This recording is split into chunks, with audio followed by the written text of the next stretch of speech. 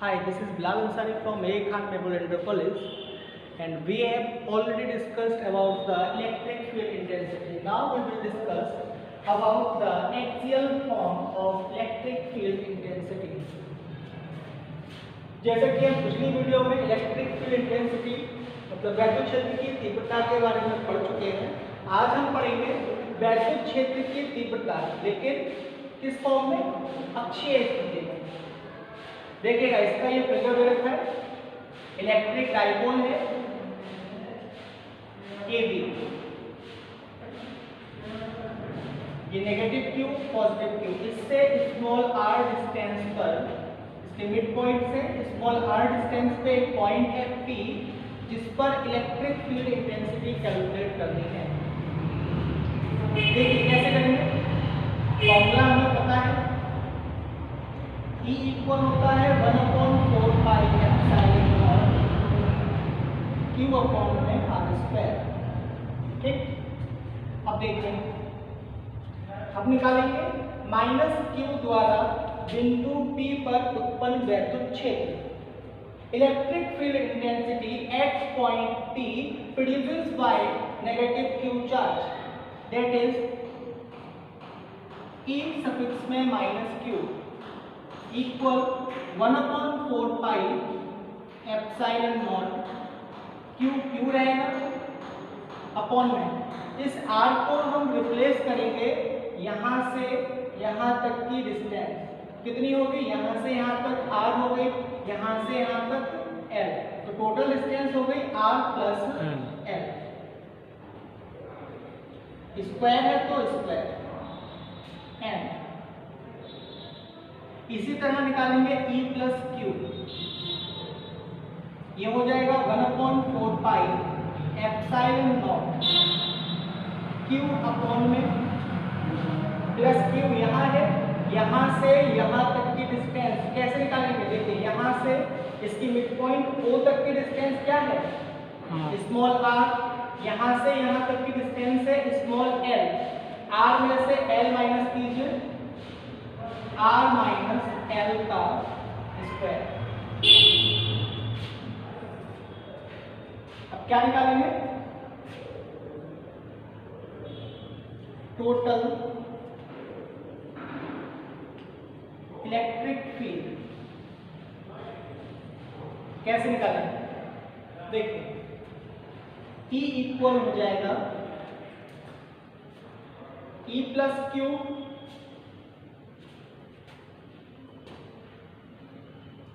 E plus Q minus E minus Q। इसकी value लगाएंगे 1/4 pi epsilon naught Q upon में plus Q है तो वैल्यू क्या है? R minus L, R minus L का square minus 1/4 pi epsilon naught Q upon में R plus L का स्क्वायर। कॉमन लीजिए, कॉमन हो जाएगा 1/4 पाई एप्सिलॉन नॉट Q। क्या बचेगा यहाँ पे? 1/r minus L minus 1/r plus L।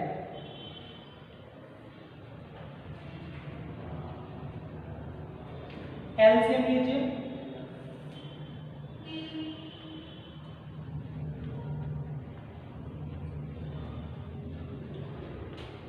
तो 1/4 पाई एप्सिलॉन नॉट, ये Q ऐसे रहेगा।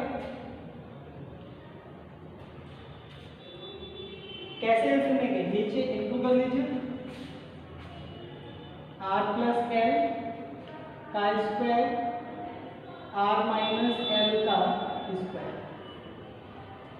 इसकी क्रॉस मल्टीप्लिकेशन कीजिए, इसकी इस साइड होगी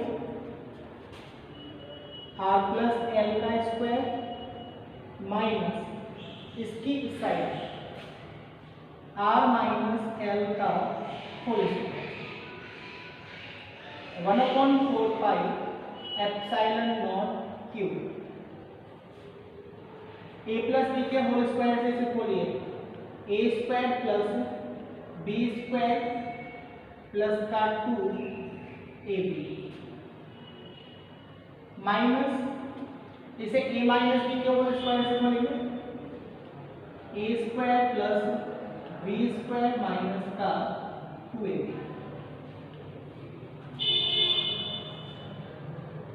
नीचे एक बार प्लस हो रहा है, एक बार माइनस हो रहा है, क्या लिख सकते हैं इसे r square minus n square का होल स्क्वायर। माइनस के इंटू कीजिए 1/4 pi epsilon naught q a square plus B square plus का 2ab माइनस का r square minus L square minus minus हो जाएगा प्लस प्लस का 2rl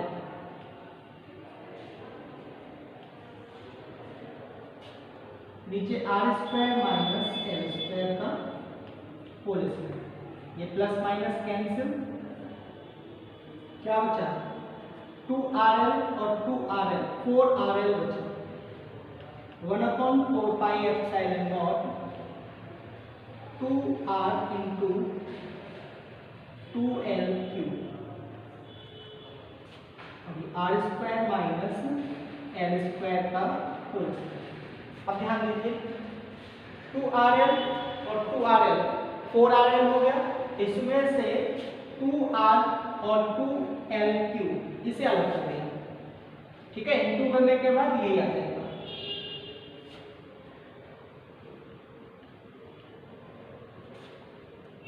2l cube. Last video में हम पढ़ चुके हैं 2l क्यूब इक्वल होता है p। p क्या होता है वैद्युत द्विध्रुव आघूर्ण। वैद्युत द्विध्रुव आघूर्ण होता है p, moment of electric dipole. ये तो पहली कंडीशन है। दूसरी कंडीशन है यदि r जो है बहुत छोटा बहुत बड़ा है, l is less than two r, then l square equal 0। लगाइए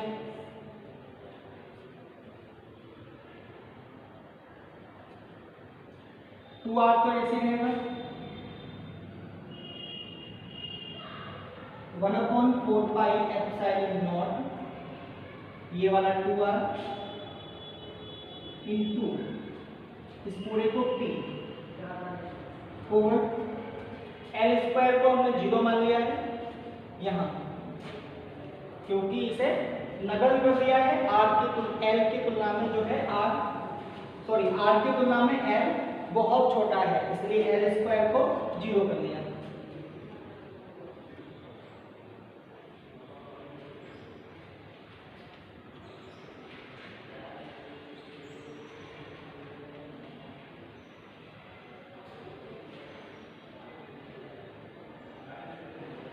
इसे कितना लिखेंगे r क्यूब इंटू r, इस r से ये वाला r cancel,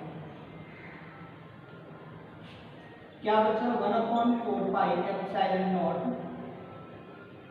2p over r cube. ये डेरिवेशन है जो एग्जाम में मोस्टली पूछा जाता है। पहले चैप्टर से सबसे ज्यादा इंपॉर्टेंट टॉपिक है वैद्युत द्विध्रुव के कारण उत्पन्न वैद्युत क्षेत्र की तीव्रता।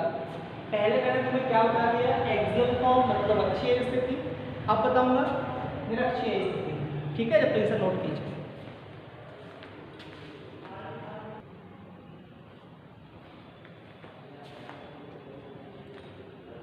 चलिए अब करते हैं नॉन एक्सियल फॉर्म। क्या पढ़ेंगे नॉन एक्सियल फॉर्म।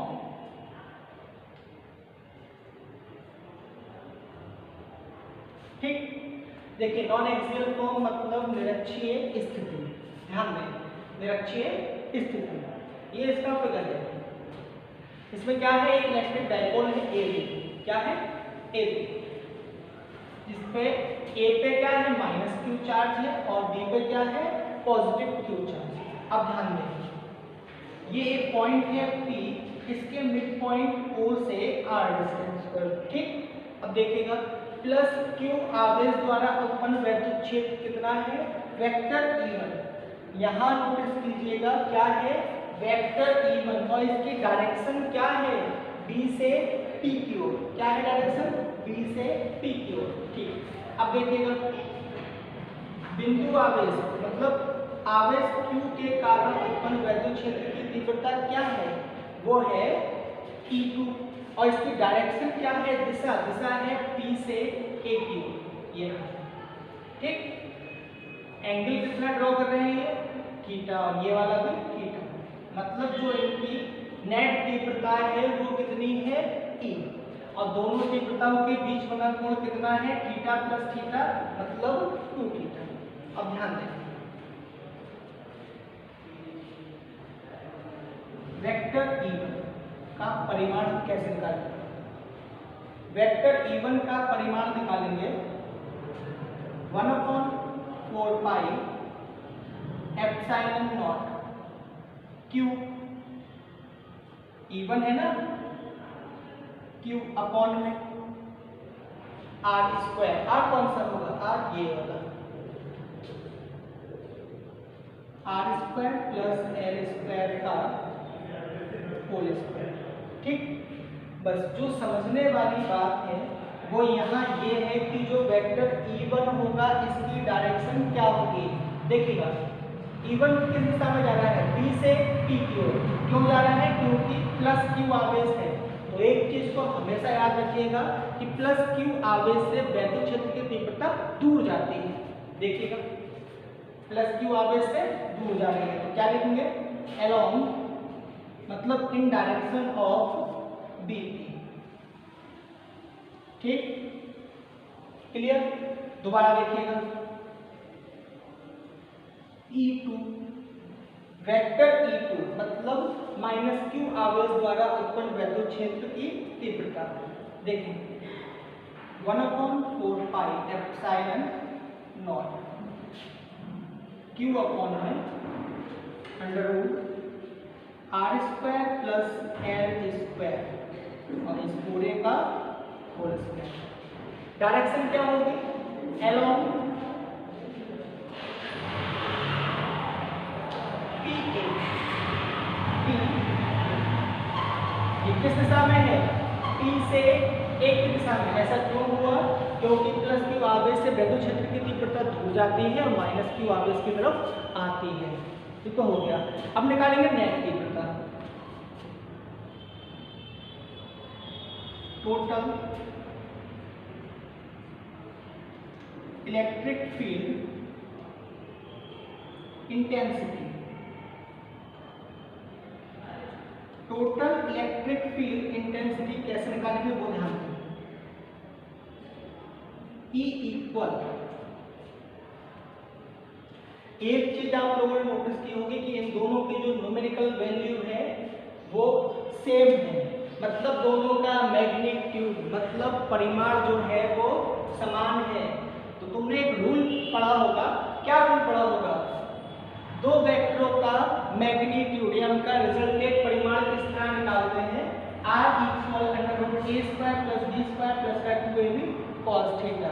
यदि ऐसा हो कि A का परिमाण B के बराबर हो जाए तो क्या रखेंगे, R equal under root A की B की जगह पे मैंने क्या रखा है, यहाँ पे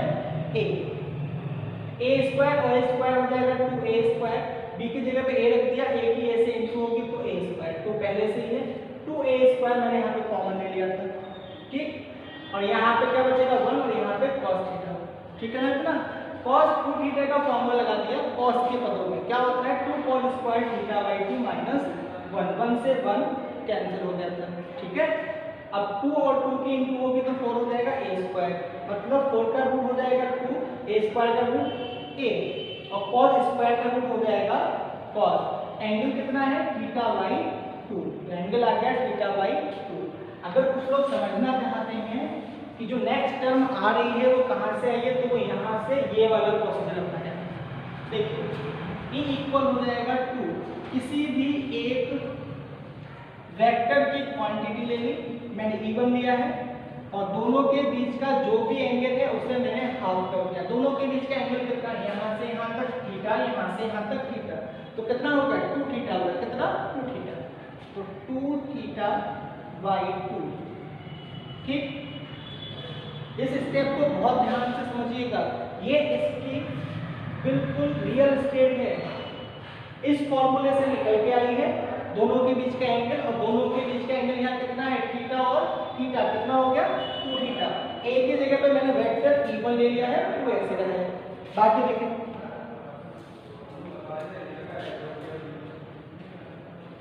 E इक्वल 2 लगाइए। E1 कितना है 1/4 pi epsilon naught Q upon में, ये स्क्वायर से इसका रूट हो जाएगा कैंसिल, क्या बचेगा r² माइनस l²। और यहाँ पर एंगल कितना बचा cos थीटा, क्या बचा cos थीटा। ठीक, एक और मेथड भी है इसका, E1 equal E cos theta, E2 equal वो भी E cos थीटा, तो दोनों को हम प्लस कर लेते हैं, फिर डायरेक्ट आ जाता है 2E cos थीटा।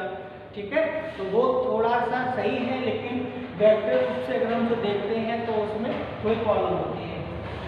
यहाँ ध्यान दें, 1/4 pi epsilon naught Q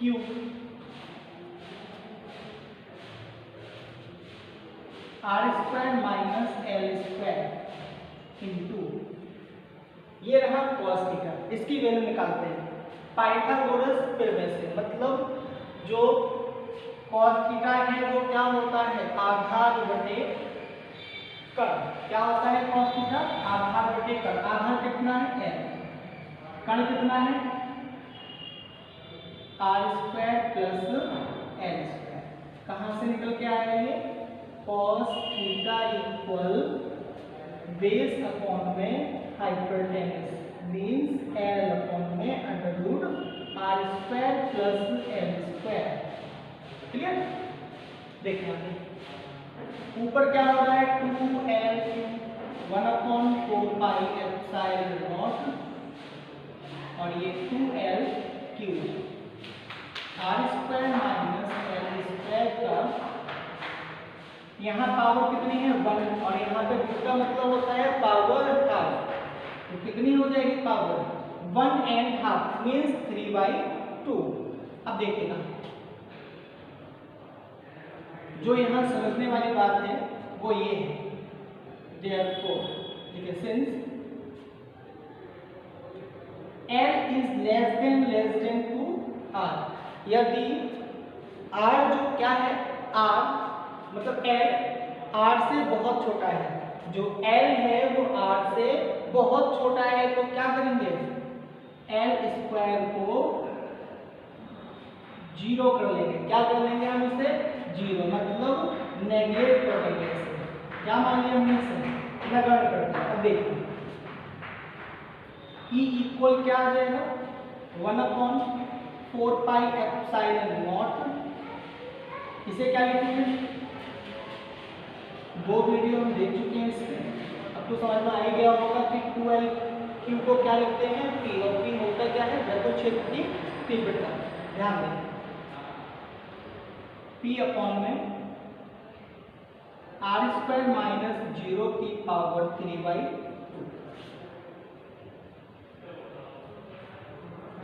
1/4 pi epsilon not P upon में, इससे ये r की पावर 3 न्यूटन पर कूलम। लगता है यहाँ तक तो क्लियर हो गया होगा। अगर इसमें कुछ भी मिस्टेक आती है तो हमें कमेंट्स दीजिएगा, ठीक है। कुछ में लगता है कि यहाँ हमें समझ में नहीं आया वो, और वीडियो को बार बार रिमाइंड करके देखिएगा। वीडियो पसंद आए तो लाइक और शेयर कीजिए। Thank you.